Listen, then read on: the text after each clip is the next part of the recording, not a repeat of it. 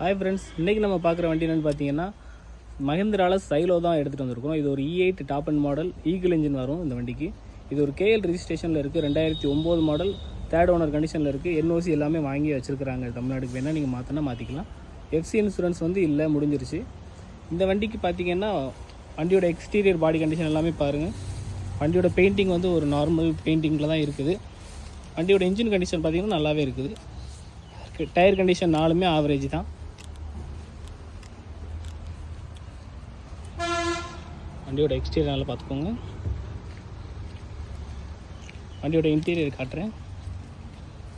வண்டியோட interior condition பார்த்துக்கோங்க. Seat cover, dashboard உள்ள இன்டீரியர் எல்லாமே நல்லா தான் இருக்குது. டேஷ்போர்டில் செட்டு இல்லை, சின்னது பிளாஸ்டிக் மட்டும் இருக்காமல் இருக்குது.